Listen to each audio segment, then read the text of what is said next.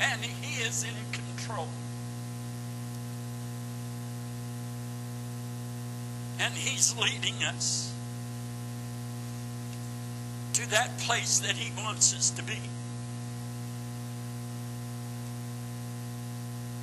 And whether you have a runaway in your life, whether it's a husband that is the bad guy,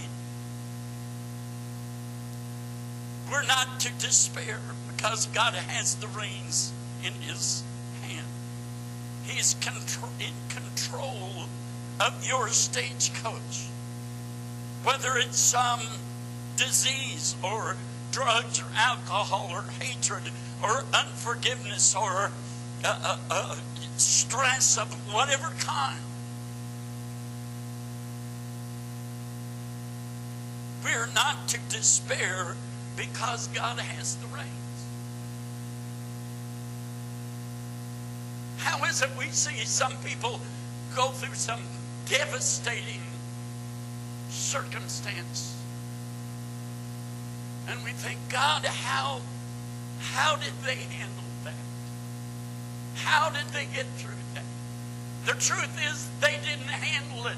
They allowed God to take the reins. And God leads us through these trials of life. God is the one that's still in control. Even when they nailed him to the cross, and the bad guys were saying, aha, the stagecoach is going to go over this time. Look, we got him nailed to the cross. But he did not despair, because he knew that God had the reins to his life and to his death.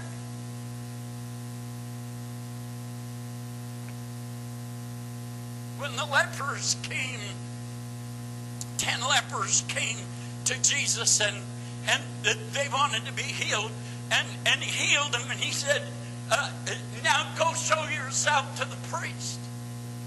And I'm sure that all of those lepers at that time must have felt like their stagecoach of life was out of control, because there was no hope. Yet they found this hope. And as those 10 went off to show themselves to the priest, one came back and he knelt at Jesus' feet and he said, thank you for healing me.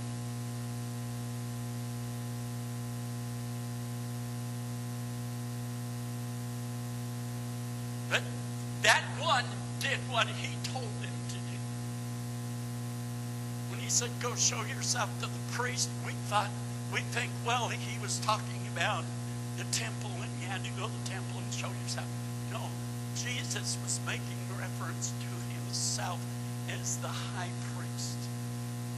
And 1 out of 10 realized what he was saying to them. Now, he still healed the other 9, but only 1 got the message. Poor odds for us today when we think 1 out of 10. God help us that 1 out of 10, even that one would hear the message right and understand it and comply with it. But I believe that leper knew that God had the reins to his leprosy. Now, whatever it is in your life, real or imagined, because sometimes our problems are really problems that we've imagined that we had. And we just imagine it so bad.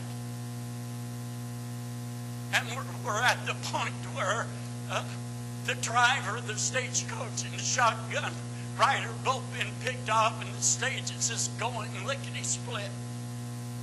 That's where we are, and that's where we're seeing the view from, and we're crying out, oh God, we're going over there, help us. And we hear God say, don't worry, I've got the reins to this situation. God holds the reins. God has the reins in his capable hands. And he will bring the stagecoach of life under control. He'll rescue you. Not only did the good guy rescue the stagecoach and the horses, but he rescued those people that were in that stagecoach, the pretty young thing, and the city slicker and the good-looking cowboy. They were all rescued. So that should give us hope to understand, if I walk upright before God and He takes care of my household, He has my household under His control too. It's not just me. It's everything I have, everything I am. He has it under control.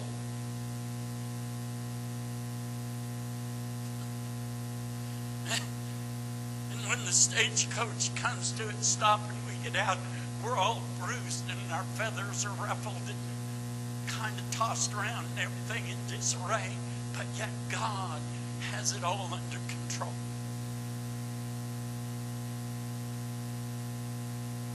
He will drive off the bad guy, so you can fall into that sweet embrace of God. And God will become your hero. I tell you, if there's anything we need today, it's some heroes. Some spiritual heroes that will present themselves before God and have such a godlike character that they become our heroes, our spiritual heroes. Now, I'm not talking about Abraham and Isaac and Jacob and Paul and John. I'm talking about you and me becoming a spiritual hero. You and me being the good guy that's going to chase down the stagecoach and leap on the horses and get the reins under control because we're being directed by the hand of God. We need some spiritual heroes. We need you men and women of God to stand up and say, I'll do that. I don't know how I'm going to do it, but I want to be a spiritual hero. I want to be the one that when the sweet young thing gets out of the stagecoach of life and everything's in disarray, that all she can see is me, her hero. And we need some men and women who are going to stand up and say, I'll be the hero. I might be bruised and I might be battered and I might be tossed around, but I'll be the hero. God's calling heroes.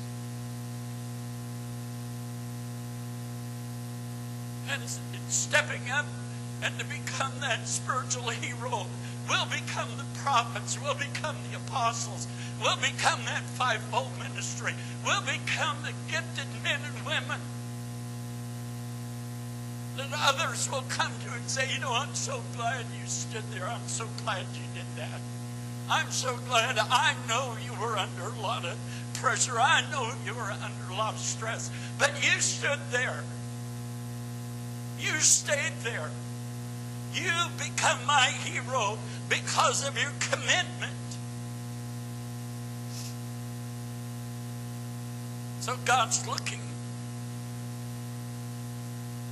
to the fact that we will embrace Him and say, God, you've become my hero, not my tormentor. God doesn't want to torment you. God's not, He's in the loving business, not the tormenting business. It's not God that torments your life. It's not God that caused the stagecoach to get out of control. But He brought it back under control to prove to us that He was willing to step up and become the hero, even if it meant He had to give His life